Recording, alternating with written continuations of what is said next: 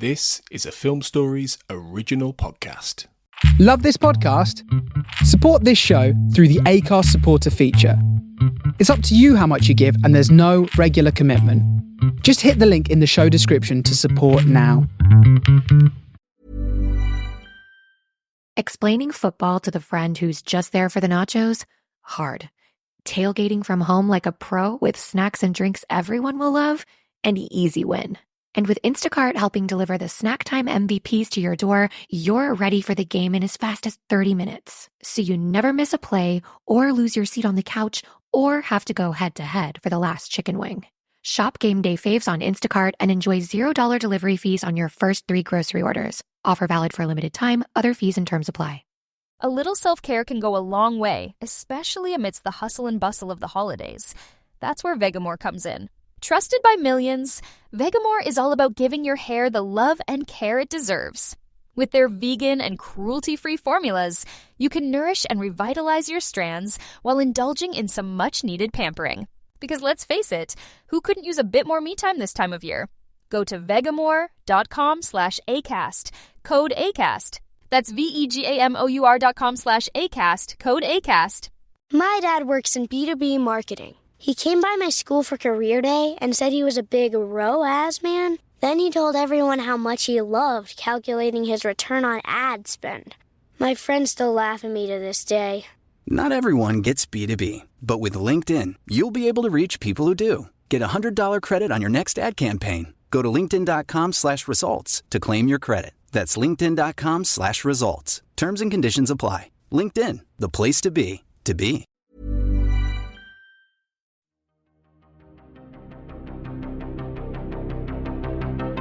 This is Writers on Film, the only podcast dedicated to books on cinema.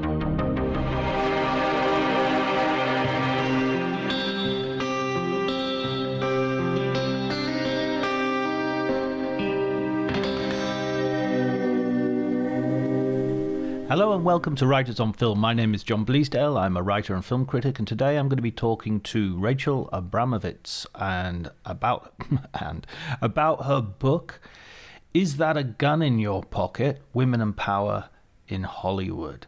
It's a book that I came across quite recently, and it's a really excellent sort of panoramic view of the rise in power of a number of female directors, creatives, producers, up to studio executives and studio heads throughout really the 80s and 90s. It's a great read, and I thoroughly recommend it, as you can tell from my conversation with Rachel. If you enjoy the episode, please remember to like, subscribe, try to spread the word as far and wide as you can. Also to be noted, I have recently begun a Substack newsletter which you can subscribe to. It's called John Bleasdale Writes on Film, if you want to search for it, or I'll try to put a link in the show notes so that you can click on it. And that way you can get some essays which I'm going to write about books on film. I'm going to write about my own experience of writing on film, and just basically a space for me to explore some ideas which I don't particularly want to pitch, or editors don't particularly want to publish. So I'm not sure if that's the hard sell version of that, but hopefully you'll find something interesting. You can follow me on Twitter at Dr. Jonty, DRJONTY. Twitter seems to be around at least for another week, so please follow me there if you like. I'll see if I've tried Mastodon, and despite the unfortunate name, and there are other places which are popping up a little bit like mushrooms overnight, but I think it's probably the case that 6 months or a year we'll know what's going on, and we'll see if something has emerged from the ashes, some phoenix has emerged from the ashes. Great. Okay, so before you do all of those things, the Substack, the Twitter, the liking, the subscribing, you have to first listen to the conversation.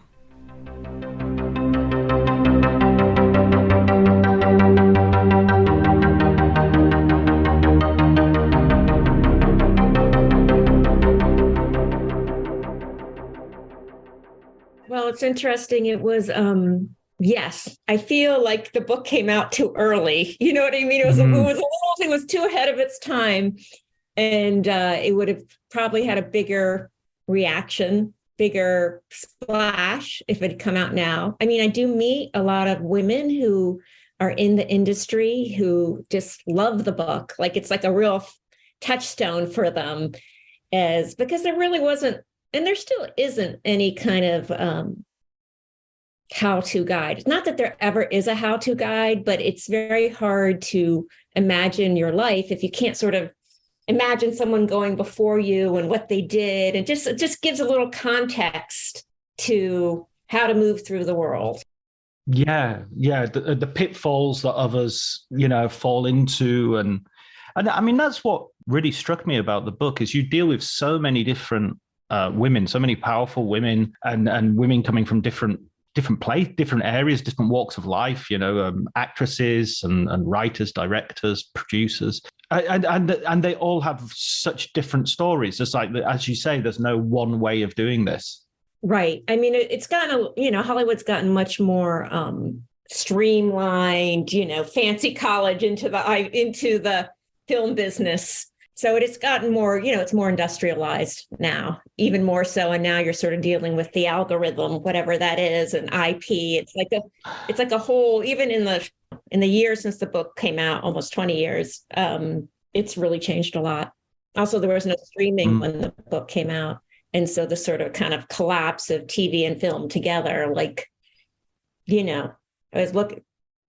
think it is better for women in Hollywood, quite significantly better, but primarily in TV. But then again, a lot of film, except for the giant blockbusters and the indies, have sort of disappeared. So it's a different business. Can you tell me a little bit about the origin of the idea of the book, how it came about as a project? It was very, I worked for this movie magazine called Premiere Magazine, which was around for a long time. And then it's still online, but it collapsed, as many magazines did. But I was really, really young. I had just come out to Hollywood, and I sort of wanted this project where I could meet a lot of people. And I was always very interested in women's stories. I was a history major in college, but I focused on women's stories. And so I wanted this opportunity to meet everyone in town, and it started off as an article, and then it became sort of a special issue. And then after the issue, it was an oral history in this special issue. And then after that, I got approached by book agents. And then I took a long time to write it, a very long time to write it, because I sort of felt I changed it into an actually written book as opposed to an oral history. And that took longer. It doesn't surprise me at all that it took you so long, because you cover so much. There's so much breadth and depth. Every chapter, it feels like you're dealing with 4 or 5 people, but in real depth. Yeah, it was really great in the sense that I had a lot of access. I don't know if you could do that now. I had a lot of access, and also people's stories hadn't been they were sort of figuring out their own stories. You know what I mean? They hadn't gotten into they hadn't gotten their rap down. Like, this is my story, and now I will tell it 100 times. I remember very early on, a friend of mine's mother was Gail Sheehy, and she pretty much told me one of the only really super useful things about interviewing, which is that you sort of enlist the subject, like you're on a journey together to discover their story. Like it's like a joint project, as opposed to like the sort of adversarial, you tell me, I'm going to get this out of you. It's sort of like you're on an exploration together. And that makes it really interesting. Also, a lot of the women, you'll see, a lot of the women are, have lost a parent. And a lot of the women have been through therapy. So they were very interested in sort of like putting together the story of their life from a sort of psychological point of view. Yeah, it seems to be a little bit of a theme that runs through the book as well, that the sort of the idea of, the more professionally successful they become, the less able they are to maintain relationships and actually sort of, or even sort of initiate them because the guys run screaming from the... Wow, I didn't think of it like that, but I think it's always complicated when you're, it gets more easier now because people are used to being in peer marriages, but it was different back then.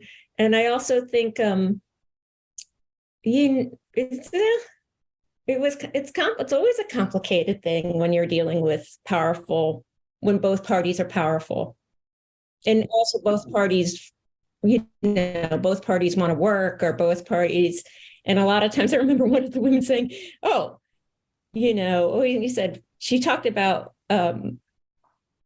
she's like, I love my kids. It's the husband that was the problem. The kids were never a problem. The husband was the problem. Absolutely. I mean, one of the examples of that sort of relationship, I guess, or one of the difficult relationships is Peter Bogdanovich and Polly Platt, and that's. I mean, because the lines there are so blurred as to, at a certain point, you're sort of thinking, well, who's directing this film? And people around them are sort of thinking that as well. Well, I think it is really complicated. I think there is sort of this image of like this heroic image as the film director with all the thoughts, and all the thoughts come out of this one person and everything is in this vision, but it's really a super collaborative process. I mean, there's so many decisions that go into being a filmmaker, to making a film. Like there's like 1,000 decisions every day. And I think one of the things is important when you're an artist is to have someone that you trust. You know what I mean? To have like a sounding board. Like I remember talking to Nora Ephron about this, and she was like, you have to find someone whose truth is your truth. Like, and she says, so like, I would never give my work to the guy who wrote Die Hard, because he just would never like it. He would never understand it. His point of view would not be useful to me. And I think Polly Platt, I think, they're both kind of broken people, and together they were very, very powerful. And it is always sort of a mystery about who did what. I mean, I think Polly really had a very visual sense. And really, she designed all the movies, but she also designed them in a way to help where the camera was going to go. You know what I mean? She sort of like gave the canvas, but I also think bolstered his confidence, but it got very contentious. I don't know if you know about this. What happened is like, I initially had done an article about Polly. That's sort of how I met her. And then she became a staple in the book, and I spent a lot of time with her. But sort of like, has Polly's reputation improved in the business, Peter's reputation declined, and he used to eventually got really, really angry about it. And he gave this interview before he died about like how this was false and she had nothing to do with it. And then his daughters got upset about that. And then there was a podcast recently about Polly, which was sort of generated by this kind of ongoing battle between them over credit. But Polly was an amazing woman. I mean, I think the thing about these women is like, now that I'm kind of more of a grown-up, like when I was doing this, I was very young. I mean, I was a grown-up, but I was very, very young. And I just realized how hard it all was in a way that it's sort of like unfathomable. Like it's sort of, you know what I mean? You sort of begin to understand how hard it is, like to sort of, advocate your point of view, to be the only woman in the room, to sort of always get a discount and to sort of like, the whole kind of like sexualization of your being. I think that that was there all the time. I think the women who survived, like the women who are in my book, generally just sort of blinders, I remember Sherry Lansing just saying it's like a speck of dirt on your shoe. You just sort of wipe it off. Not to say that they didn't see it and that it didn't happen, but they just sort of developed a strategy for deflecting, diffusing, ignoring. Yeah, but you've got to wonder that there must be a psychic cost to that all the men around them don't have to pay that. Yes, I think that's true. There was a psychic cost. Yeah, but also, I mean, you got to understand there's something fun about the earlier days when there are not so many rules. So there's kind of a loosey-goosey fun that was not always good. Obviously, some of it was horrible, but sort of like it wasn't so programmatic. People really were like, oh, I like this, so I'll make it. It's not like now it's very different. It's very much like the algorithm. I keep talking about that, but it's really this sense of like this general thing that everyone has to obey in some way. I never got a feeling that I got a feeling that this was a difficult environment to live in, and they were facing incredible odds and still do face bad odds, certainly. But there was also a sense that so many of these women just faced it with such fierce individuality. And I mean, someone like Elaine May is just like a force of nature, and she's not, she's not messing about or taking any prisoners or anything. Just like the amount of self-confidence and self-possession is really extraordinary. It just also because you have to sort of, on a daily basis, someone's telling you you're wrong or stupid. And that sort of happens in Hollywood all the time. But like as a woman, that's sort of like, and you just sort of like, no, I think that, they're tremendously, I remember talking to Jodie Foster once, and she described these women because she knew a lot of them. She knows a lot of them. A lot of them are dying. A lot of them have died since the book. But she described them as like, I'm going to get this slightly wrong. So it was like rhesus monkeys, like the most aggressive people you're ever going to meet. Like they're just going to be so aggressive. And you really do see that. It's the sort of like this drive that is incredible. And a lot of it fused. I mean, there's just so many people with like parents who have died that they're sort of like Sue Mengers and Dawn Steele and Sherry Lansing and Polly. I mean, just like almost all of them have come from single parent households. And that gives you a kind of,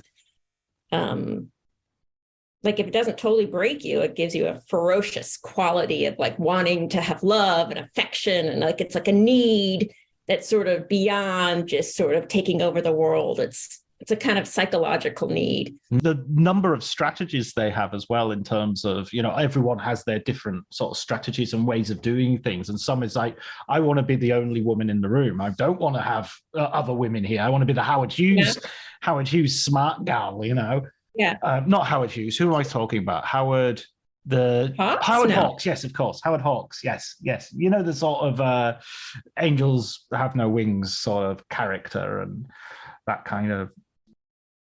I do think that was very much a strategy in the beginning, that a lot of women were very fearful of the other women in the room. There was like, there was a queen bee syndrome. But I was listening to Adam Grant, who's this, organizer, and he's a psychologist, studies business in America. And he just talked about this recently, which is, everyone's always blaming the women for like being queen bees, but that's actually a reaction to a bigger system where they have no power. So they want to keep the little tiny little power they have. It's sort of like the divide, it's sort of like blaming the women. It's like, look at the men, divide and conquer. So I do, but I think that definitely began in the 90s. It did change. I think people began to realize, we can help each other. We can be each other's allies. And also people always want to have friends. You know what I mean? No one wants to like live in a world without friends. And, usually if you're a woman, most of your friends tend to be women. Not always, but often. And it's kind of exhausting otherwise, because you're always sort of, you've got nobody who you can let your guard down with. Yeah, well, you have your male partners. And I mean, and a lot of the women had, if business partners, if not romantic partners. They were in a sort of they weren't sort of by themselves, like, they had partners. Yeah, there are some like really impressive stories as well of sort of allies, if for want of a better word. So Spielberg seems to come out of it quite well as sort of somebody who is encouraging and, you should, Penny Marshall, you should do this, Penny. You're doing it anyway. You should direct. Yeah. Well, he's always liked women and supported women. Like Kathy Kennedy started off as his assistant, and now she runs Lucasfilms. He's always, and like he always seems to have, and his producer now, this woman, Christy McCosco Krieger, she started off as his assistant too. He likes surrounding himself with like very competent, very not neurotic women. but that's all. Yeah. I mean, I think he doesn't really see, I think you'll see a lot of the same men show up over and over again as people who support women, like James L. Brooks, Spielberg, It's like you sort of see this Geffen, you sort of see the same figures appearing as like, okay, and they're smart because the women are smart. And also, I think it's good to have, I think it's good to have multiple point of views as people are understanding now that the market can just be bigger if you include all sexes, all races, everyone. Yeah, well, I mean, that's one of the things you make, the point you make at the very end of the book with sort of James Cameron winning the Oscars for Titanic. And it's like, well, yeah, he's a big macho, king of the world, but it's like, you just made a huge women's movie. That's why it's so big. Yeah, I know. He does. He's another one who likes, Terminator 2. It's like Linda Hamilton. It's sort of like, you remember, obviously you remember Schwarzenegger, but she's carrying the movie through. She's the heroine. I mean, I just remember, I think it was James L. Brooks who said this. There is we were talking about broadcast news. I don't remember actually if he was talking to me exactly, but I remember reading this. Can't remember if he told me or I read it, but it's interesting to see women go through situations that they're not supposed to be in, or they don't expect to be in. Like in broadcast news, it's like, it's more unexpected if a woman does it because, no one expects it and she doesn't expect it. So everything is new. And it's just a little bit like, you can see they just did that in this movie Tar. Like they put Kate Blanchett. Like if that was a man, you're like, why am I going to watch this? But because it's a woman going through the same thing, it all seems new and different and provocative. Yeah, exactly. It's sort of like her role is essentially the toxic man, but without being a man. Yeah. When you started doing this, then who were the first people that you were approaching, and did you get close? It sounds like talking about the advice you got. It sounds like you sort of had to get quite close to some of these women. I got very close to Polly, and I spent a lot of time with Sherry. I mean, I think the way, because I'd done this article for Premiere, I'd met a lot of people, and so what happens in Hollywood is you get one or two people. Big people. And then everyone, when you're doing reporting in Hollywood, one of the first things people say is, who else are you talking to? So I started, very early on, Sherry came aboard and she was always incredible to me. She's nothing but fantastic. And I also became very good friends with Polly, who ended up living down the street from me. So that also, those were the two. And then there were a lot of people. A lot of people were incredibly generous, and a lot of people and sometimes I just waited people out. You know what I mean? Or I would, I waited people out. Like I remember trying to get Streisand. That was sort of like a campaign, so-and-so, you have to get people to recommend you and say this person's okay, and get people, you sort of or Sue Mengers. Sue Mengers was, she was difficult, but she was great. But she was you would show up at her house and it was, I realize now she was very depressed, but sometimes he would talk to her and she was like, and then suddenly she would sort of revive and be incredibly charming and funny. And then she, you know what I mean? But sometimes I definitely, I think as in the 90s, I think a lot of people Sue kind of didn't like women when she was coming up. And then when she was retired, a lot of the women turned up and were her best friends and sustained her. And the same with Dawn Steele. Dawn Steele, was famous for I don't have any women friends. Why would I like women? They're not useful to me. And then when she died, it's the women who showed up and who were her pallbearers. And I think it just sort of was began to happen in the 90s. Dawn and Sherry were always kind of pitted against each other. This is Dawn Steele and Sherry Lansing. So they were vying in public opinion to be the first woman to run a studio.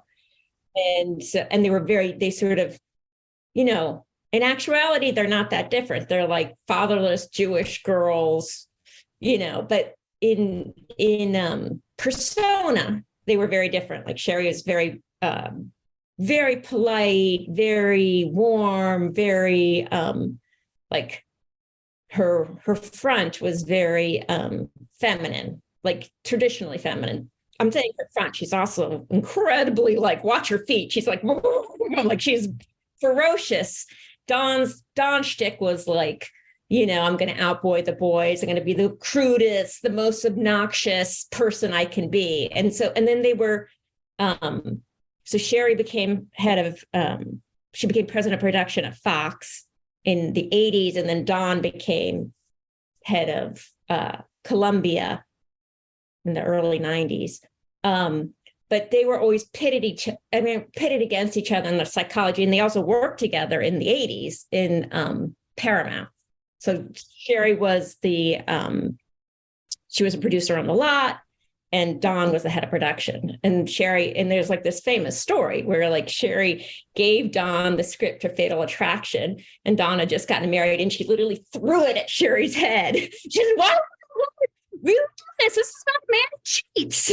And it's just sort of like it was funny. It was funny.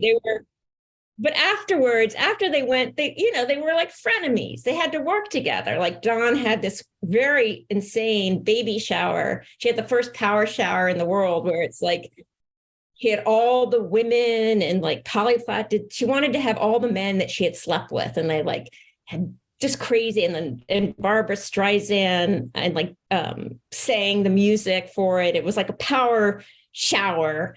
And I guess someone was describing, Dawn is just being, her videos, like all the men she slept with, saying outrageous things. And Sherry's like, everyone was so surprised that Sherry was there laughing away. But and then later on, Dawn and Sherry became incredibly close friends. Just really, really close friends. It's so interesting, that chapter that you write about Fatal Attraction, because there's a real debate about that. And I didn't know that whole thing about the ending changing and being initially sort of like there was an argument that it was kind of even-handed, and, Glenn Close was as sympathetic as Michael Douglas. And then by the end, it was sort of like kill the femme fatale, They're remaking all of these movies now. They're doing a TV series of it. And I think that one's a very interesting one because, after it was a huge sensation, and after it came out, Susan Faludi did her book, Backlash, was brilliant in sort of analyzing how the script had changed. And that's actually a very common thing that happens in Hollywood, is like the scripts change. And like it used to be the female character gets smaller and the male character gets more heroic. But, and that's totally true. But at the end of the day, in Fatal Attraction, what you're remembering is Glenn Close. That's the thrill of the movie, is her being, her being murderous, her being this kind of villain and just wanting what she wants. And she gets punished in the end, but she wants what she wants. And so there's it's a kind of complicated message, because I do think that's sort of why people like the movie, because it's big and she's explosive. But she was punished at the end. So all this, it's like it has two things that are true at the same time. Yeah. It just reminds me of an old-fashioned sort of femme fatale thing, that they're usually the most interesting person in the film, but at the same time, they're going to go to hell. They're not. Yeah. But that's where you put female desire in the 1940s and the 1980s, apparently. Yeah. I mean, it's interesting. And that movie really did come out of Sherry Lansing's id. That was sort of like, I mean, it's like she really like related to that. And I do think this is one of the things that's interesting, is a lot of times in the movies that they made, you sort of see these women's ids kind of come out, what they're interested in. I mean, they go through the Hollywood system. They get, it's the same thing with Flashdance. People think Flashdance is not the most feminist movie in the whole world. But, when I was 18, I loved it. And, people love the music. I mean, it's sort of like all these things. They have mixed messages. So you're kind of receiving them in a very innocent way as well. I mean, I grew up in the 80s, so I was receiving all of these films as just finished products. I wasn't thinking of the development or evolution of the ideas, and it was just sort of like, oh wow, that's what always would have happened in that story. Not it could have gone this way, it could have gone that way, you know. Totally. You sort of accept what they tell you without thinking too deeply about it. And sort of, you want something that makes you feel something. You want to have an emotional response. Yeah, that's often that's I think behind all this idea that, you've ruined my childhood by doing X, Y, or Z to the remake. But it's just like, no, if you go back to those movies and watch them again, you'll probably look at them in a different way anyway. Yes, that's true. It's the same with don't meet your heroes because they'll be disappointing. I mean, one of my heroes in this book, who I did feel slightly disappointed with, was going back to Elaine May, because I love her movies. I love Mickey and Nicky and A New Leaf, and I even love Ishtar. I think Ishtar's a brilliant, very funny film. But yeah, the making of all those movies and Elaine May. I mean, you have somebody say that she puts back the case for female directors a decade because she's just so impossible to deal with. I think some of the stuff I think that's all true, but there's also a level of sexism about it all. You know what I mean? And that's changed. I mean, I was sort of, that's the problem, is like, people, men and women, can be difficult, and film directors usually have some kind of fierce stick to your own guns, because everyone's going to tell you, it's like when you're an artist, you really don't have anything except this is my point of view and I think it's right and I think it's going to be good. There's no like, it's going to sell 20 widgets and don't worry about it. It's basically I think that Elaine May was nutty, but she was also living in a time when people wanted to minimize her. But she did have a lot of support. She had a lot of friends, and she had a lot of artists who believed in her and supported her. So, I mean, the thing is, it's sort of like you see about Streisand, like, she can be very demanding, but she was also in a time when people didn't want women to direct. I mean, she's a movie star and a great... Explaining football to the friend who's just there for the nachos? Hard. Tailgating from home like a pro with snacks and drinks everyone will love? An easy win. And with Instacart helping deliver the snack time MVPs to your door, you're ready for the game in as fast as 30 minutes. So you never miss a play or lose your seat on the couch or have to go head-to-head for the last chicken wing. Shop Game Day Faves on Instacart and enjoy $0 delivery fees on your first 3 grocery orders. Offer valid for a limited time. Other fees and terms apply. Hey, I'm Ryan Reynolds. At Mint Mobile, we like to do the opposite of what Big Wireless does. They charge you a lot, we charge you a little. So naturally, when they announced they'd be raising their prices due to inflation, we decided to deflate our prices due to not hating you. That's right. We're cutting the price of Mint Unlimited from $30 a month to just $15 a month. Give it a try at mintmobile.com/switch. $45 upfront payment equivalent to $15 per month. New customers on first 3-month plan only. Taxes and fees extra. Speed slower above 40 gigabytes. See details. Star, so that sort of changes everything, like changes how everyone behaves. But there's also like, and I think that, so both things can be true.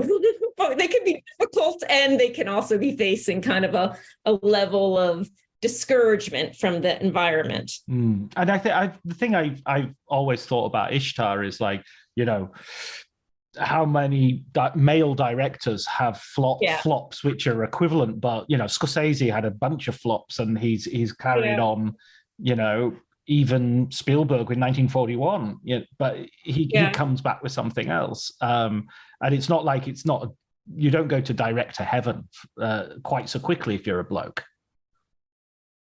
No, you don't. But I think some of it gets, you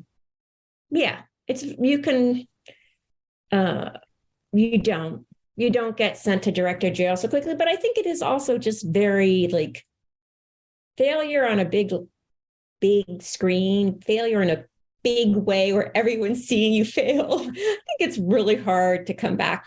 I mean, I think it's just a really challenging, it's just hard. It's brutally hard on your psyche. And, you have to be a very strong person to like, I'm going to get on a horse again. Absolutely. I mean, one of the characters, it's a real person, of course, but I feel like the characters too. But it feels like one of those a sort of Russian novel in some ways, that you're just a cast of thousands. And it is Jodie Foster she's sort of coming through the system as a child actor, and then she wants to direct, but this whole horrific thing about the guy who shot Reagan. I know. It's just unbelievable. And she had conversations with him on the phone and was like, I know, you can't. It's like the life, you can't really believe it's one person's life. It's so crazy. And so, I think she's another one who's incredibly strong. I think she's very good at drawing boundaries. That experience makes you draw boundaries, very strict boundaries. And like, she's also like super, she grew up, you can tell that she had been a child actress because she's very like, cross your T's, dot your I's, don't be pretentious, don't be a narcissist. Like when she's on the set, she's one of the crew. She's very aware of like, she's aware of where the actor, I don't know if you've ever met other child actors, but there's a part of them that still has a little bit of like, I was a child actor, I'm going to sing for my supper. It doesn't always come through, but I've noticed some other ones that it's a little it's some old part of their personalities, but she's a brilliant woman.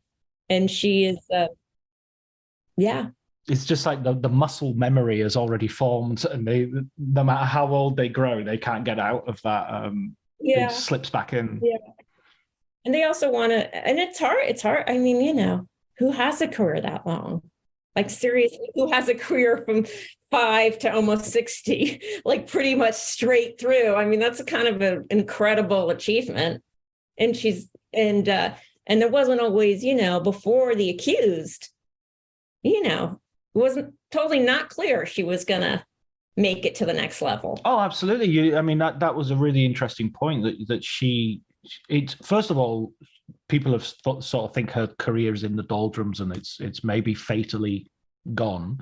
And then the difficulty she has in getting that part, and so the horrendous sexism of some of the men who say she's not rapeable enough for the role. I know, it's outrageous, isn't it? It's pretty outrageous. I mean, I don't think it's an accident that you had a very powerful female producer coming off a giant hit to kind of like, they're very, I mean, Sherry's very, very fierce. Like she has, her persona was very pleasant and cheery, but she, she'll just, keep going for what she wants. And it's also that situation, I think, of I watched Looking for Mr. Goodbar recently, the Diane Keaton. Oh, really? How does that hold up? Oh, it's tough. It's a really tough watch. But I think it deserves a sort of being rediscovered. I think it sort of disappeared from the conversation. I think it has a lot of very interesting things to say. I mean, it's obviously dated, but in a way, it's like exactly what you said earlier.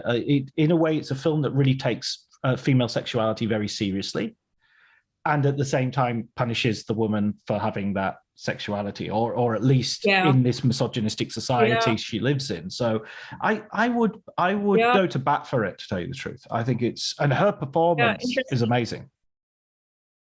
Yeah, I would like to see that. And it's got a Richard Gere and who else is in it? Who's very Tom Berenger.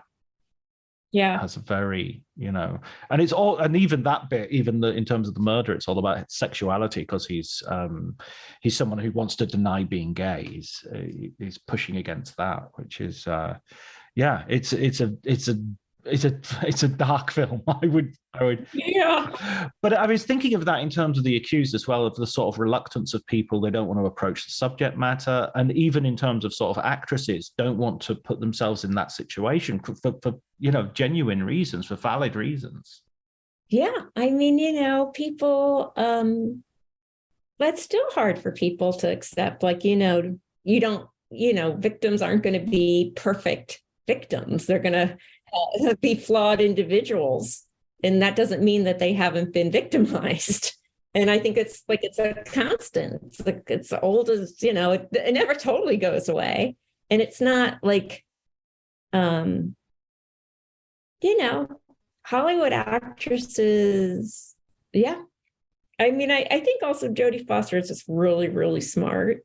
I mean, a lot of these careers that survive for a long time, I mean, some of it is luck and like what you get offered, but also some of it is like picking parts that will allow you to shine that are not necessarily the most obvious things. Because, if you're Leonardo DiCaprio, you're going to get all the best parts, or whoever is the person of the moment. It's sort of like when you're trying to get there, it depends on who you meet and who you like.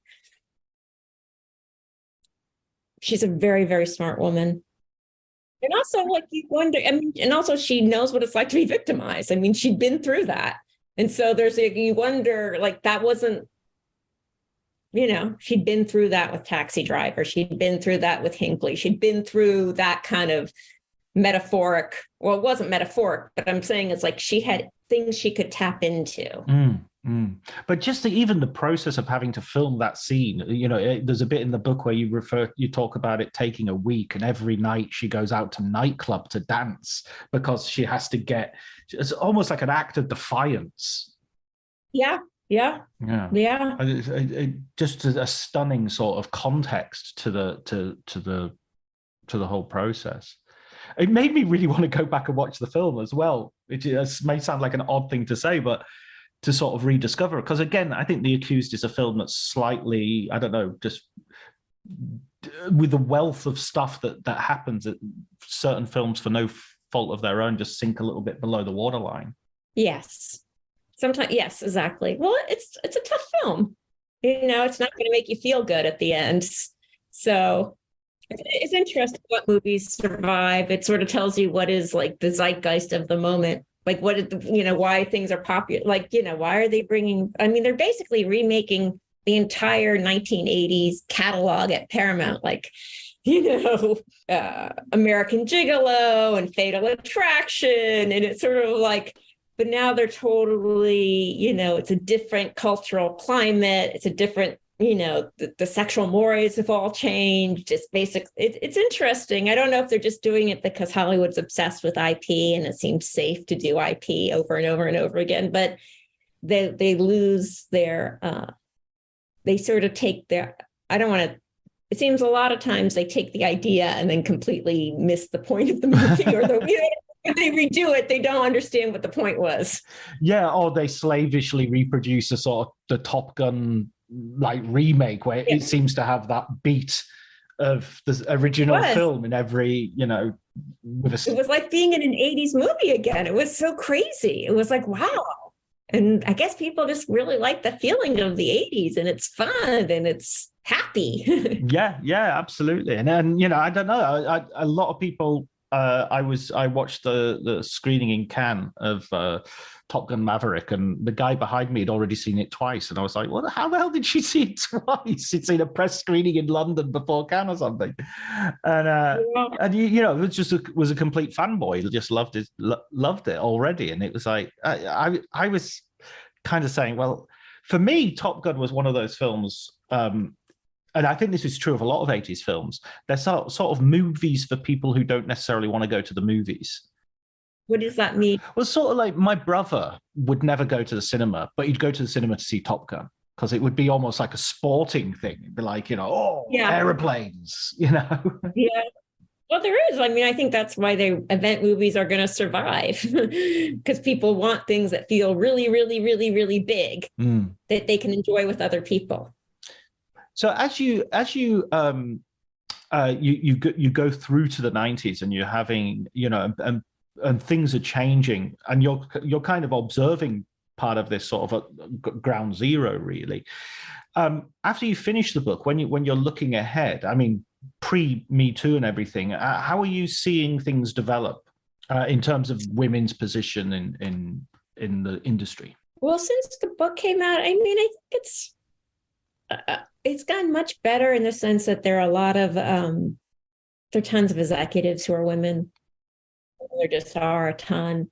I mean, you know, when you look at the statistics, I looked at that before. I mean, you know, what do they have? And 12% of women film directors in 2021. And that's not that much better. It was like 5% or 7%. So that's not so good. I mean, TV's definitely gone to be about 30% of the behind the scenes is women. And that is significantly better. But films are sort of, it's just like, I think part of the problem is like the kind, you know what I mean? There are just many, many less films being made, just dramatically less films being made. And so each one is, you know, part of IP. And what's interesting, I was looking up at I was trying to figure out the production, the administration chart of Paramount. This was just the other day. So now you have Sherry Redstone, who inherited, but then it's still like a bunch of white guys. I mean, you really like maybe one or two brown faces, one or two female faces. And I sort of feel like above a certain level, it's still kind of all guys. I mean, it's definitely, you know, you have women in very powerful positions, but not at the David Zaslav, Ted Sarandos, not that position, except for Sherry Redstone, who inherited it. So, I mean, but I do think one of the things that has changed is like, it's much more like you would never do a movie that had no female characters, no female, you know what I mean? It's sort of like they would just never make a movie like that now. It would seem weird to have a movie that's just, I mean, they do, obviously they do, but people are very cognizant. It's like, oh, we have to have some kind of gender and diversity. They're sort of aware that that's good business. It's not necessarily good politics, good business. Yeah, I mean, I think that feels like, I mean, I've got two daughters and they watch a lot of movies with me and everything. And it feels like, well, one example was like Game of Thrones. During the course of the run of that show, the way people were watching it and criticizing it changed radically. You know, The first season, people were like, "Oh, great, okay, you know, fantasy, woohoo!" And by the end of it, it was like, "We don't want that showing. We don't want this. We're against this. That's a cliche. That's a trope." And it became so critical. And I was thinking, guys, go back and watch the first season. It was never that, you know, great in terms of it. No, times have definitely changed. It's very, very, I mean, and that's sort of what the thing about Me Too that's fascinating to me is that it's sort of, obviously it made things, you know, a lot of bad things came out, but I think it also, for some reason, it just didn't stay in like the lane of bad men behaving badly. It sort of moved into like, oh, let's get the pictures better. Let's hire more people. It's sort of like one of those sort of watershed moments where change accelerated in every way. I mean, as I say, you see it mostly in TV. That moves faster, and you can have a show with like, you know, a writing staff where it used to be all men. Now you can have the show and it's half women and people of color. I mean, that moves faster, but that's definitely moved. And and for some reason, like the reckoning about Me Too, like that turbocharged everything. I mean, maybe it would have happened otherwise. I don't know, but it definitely is like, it's a turning point. And I mean, like in terms as well of sort of like working environment, just the atmosphere of, someone like Scott Rudin or some, is it Scott Rudin who was accused of sort of bullying, toxic sort of environment and what, and I mean, I read all those Peter Biskin books where people were throwing things around. I mean, it was like, it was documented. It wasn't like, oh, really? Yeah. It was like, yeah. But in a way, that's great that we're questioning, why does that really make a film better if the guy at the back is terrorizing his staff? Yeah. No, I mean, it does. It's changed. It's changed a lot of things that I didn't expect it to change.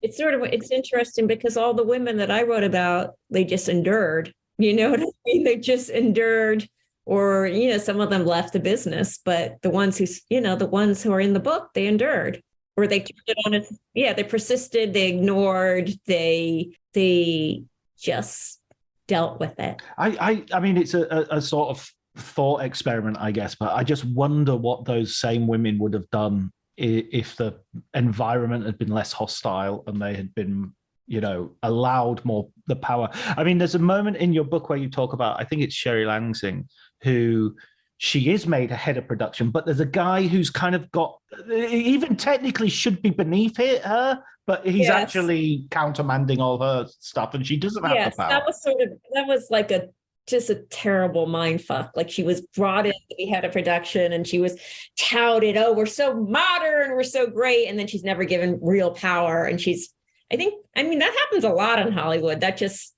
a very, but that was particularly toxic.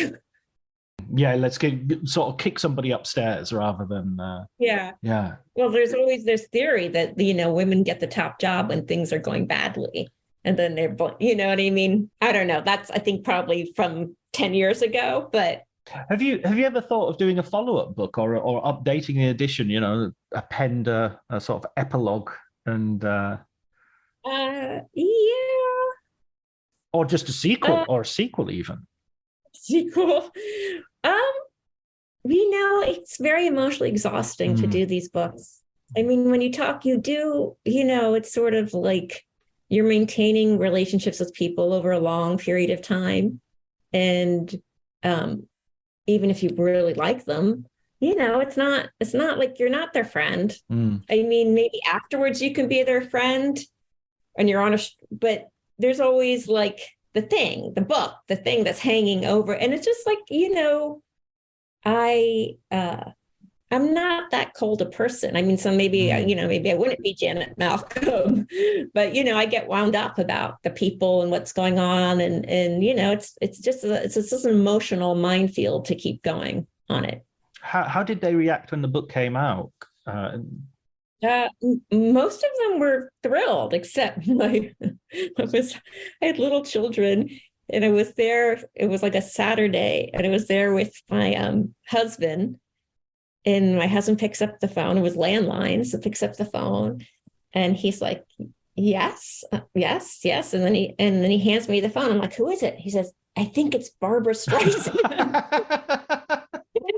And she began just like crazy yelling at me, like she was upset, and I was just like, "Look," I was just saying, "Like, read it. I really think you're overreacting. I really, really think you're overreacting." But it was, it was a story. Barbra Streisand overreacting. No, I don't believe it. I don't believe that's ever happened. Yeah. Yes. Well, I think she would. I've been thinking about her because I was thinking about A Star Is Born and how she had wanted to direct it herself, and then how like John Peters had sort of like, she had a very complicated relationship with her own ambition. Then it's sort of like she wanted John to do it. She was through John and John was using her, and she wasn't confident enough to do it herself, but she wanted to, pick and arrange I just think it's sort of like you're thinking, on one hand, you see it as like a woman driving people crazy. Other hand, you see it as like a great artist who doesn't have the confidence to direct herself. So it's all kind of leaking out in this other way. I mean, it's sort of like, but she also is very demanding, like all the story. I mean, but I think the thing about Streisand is people genuinely like her. So she has real friends. So you sort of feel like, okay, she can be difficult, but she has real friends. Some of these people are difficult and don't have real friends. And those are the people you should be wary of. I had a friend once who met Nina Simone. He was working as a waiter in a Swiss hotel, and the Nina Simone was there, and he went up to her and said, "Oh, Miss Simone, you such wonderful music. I have to thank you. You've given such joy to my life." And she turned around and said, "Just get me my fucking coffee." And the thing is, he tells that as like, as he's so happy about it, because of course Nina Simone said that. Of course she did. Yeah. What were you expecting? Yeah. I mean, you're a great artist. Yeah, absolutely. Oh, it's such a fantastic read. I'm so pleased. It really, and the other thing that I think, I referred earlier to the Biskin books about, the Easy Riders and Raging Bulls and Down and Dirty Pictures and that.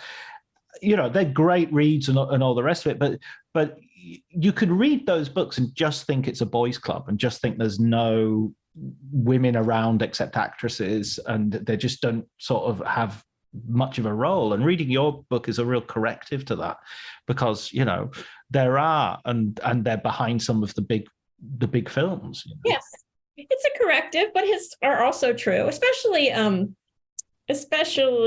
Easy Riders, Ratings from Bulls. I mean, the problem about the second book is like doesn't have Harvey's sexual predatory nature. And so you sort of feel like what's actually going on. It's sort of a nightmare. Like it's like the journalist's nightmare that you have either missed something big and you always live in fear of that, because totally could happen. Because it wasn't like that. That wasn't like a story. Everyone assumes like everybody knew. And you sort of kind of like, I had like only one dealing with Harvey my whole life. But you kind of knew in the sense of like, I thought maybe prostitutes. That's what I thought. I did not think, and that's just me being naive. But no, I do think women, no one wants to live in a world where there are no, we all want to live in a world where there are men and women. It's just more interesting world, more accurate world.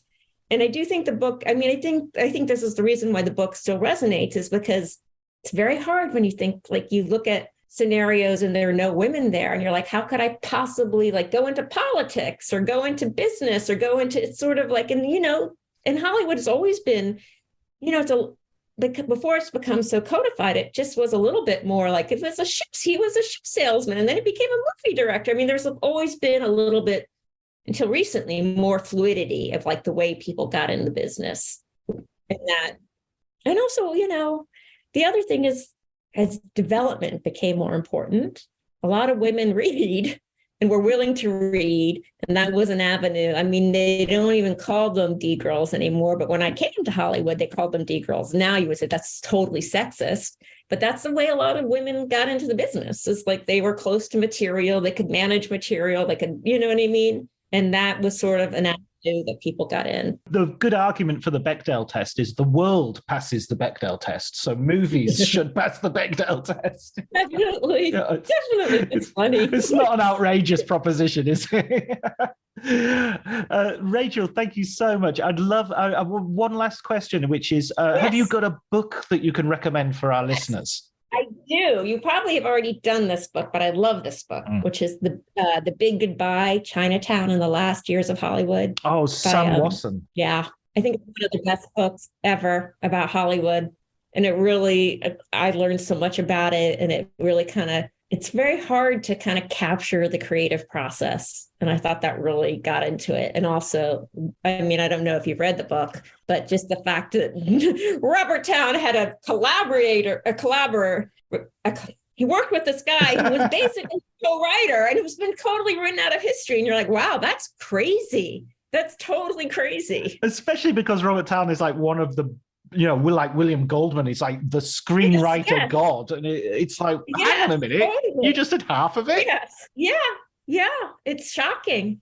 It's like Muhammad Ali had another guy in the ring hitting the guy. I know. It's so crazy. And you realize like so much of Hollywood is like myth making, like personal myth making, like I'm the genius, like the way, and like that's sort of the Peter Bogdanovich Polly stories. Like he was like, I'm a genius, I'm a genius, I'm a genius, I'm a genius.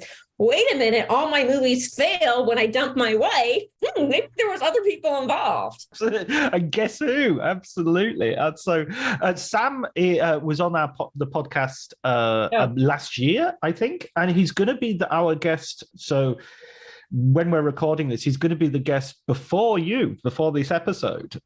So it's good. Because he has a new book, yes, right? He's just done a book called Hollywood and Oral History, co-authored with a woman, would you believe? His very own Polly Platt. No, it's Janine Basinger. She's fantastic. Yes, yeah, she's amazing. The Star Machine, what a wonderful book that is. Yeah, she's an amazing woman also. No, I think he's really, really excellent. I also like this book called Competing with Idiots. Have you read that one? No. It's great. It's written by this guy, Nick Davis, who's the grandson of Herman Mankiewicz. Oh, right. And it's kind of grandson of Herman Mankiewicz, grandnephew of Joseph Mankiewicz. But it really is very psychological. Really, it's just a great psychological portrait of these two men, and that was good. Ever since I've started doing this podcast, I've read so many great books about film, but I think there's a little bit of a renaissance going on at the moment. I think there is some great writers writing some great history and great biography and great criticism. So I've been very fortunate in that. But and Rachel, I really hope I'd love to see another take on the industry from you as well, if it's not too psychically costly. Well, no, I mean, just have to get myself to do it.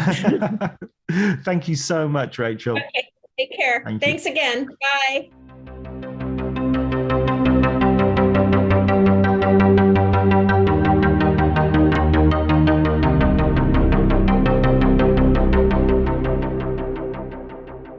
So that was my conversation with Rachel. Her recommended book was The Big Goodbye, The Making of Chinatown by Sam Wasson, who was on the podcast 2 episodes ago. So you can go back and listen to that. He's also on the podcast talking about The Big Goodbye. He was talking about the Hollywood and Oral History just recently. And now he was talking about, you get it. So basically there are 2 episodes with Sam, the most recent with a Hollywood and oral history being discussed, and one from about a year ago in which we talk about his Chinatown book. And I want to talk to him about his Blake Edwards book at some point in the future. So me and Sam will definitely be getting together like Freebie and the Bean. I also want to point out, I mentioned my brother liking Top Gun. I very much meant my brother of the 1980s more recently. I'm sure he's become much more of a film watcher and a film lover, and I'm saying this of course because he also listens to this podcast, and I don't want him to think that I am lumping him in as some sort of guy who only watches films if they've got fast aeroplanes in. I'm thinking back to the 1980s.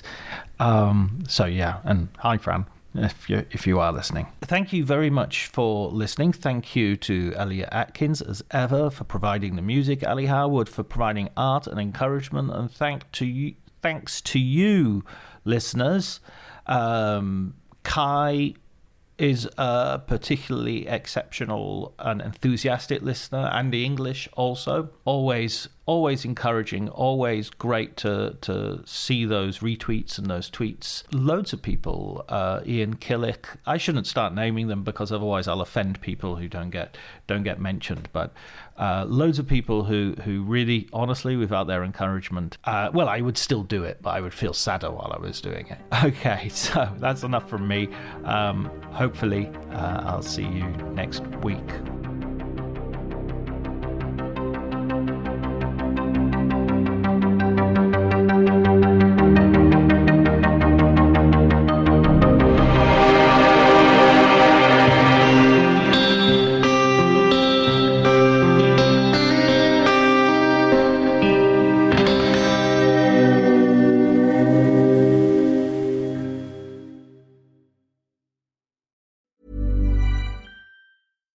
Cue the fireplace and your favorite fall movie. There's nothing better than a cozy evening at home with a glass of First Leaf wine. First Leaf is a personalized wine club that delivers right to your door. Sounds magical, right? They get to know your favorite tasting notes, which varietals you enjoy, and whether you prefer sweet or dry wines. So in every shipment, you get bottles tailored to your unique palate. Go to tryfirstleaf.com/fall to get your first 6 wines for just $44.95 with free shipping. This episode is brought to you by Progressive Insurance. Fiscally responsible, financial geniuses, monetary magicians. These are things people say about drivers who switch their car insurance to Progressive and save hundreds. Visit Progressive.com to see if you could save. Progressive Casualty Insurance Company and Affiliates. Potential savings will vary, not available in all states or situations. My dad works in B2B marketing. He came by my school for career day and said he was a big ROAS man. Then he told everyone how much he loved calculating his return on ad spend. My friends still laugh at me to this day. Not everyone gets B2B, but with LinkedIn, you'll be able to reach people who do. Get a $100 credit on your next ad campaign. Go to linkedin.com/results to claim your credit. That's linkedin.com/results. Terms and conditions apply. LinkedIn, the place to be, to be.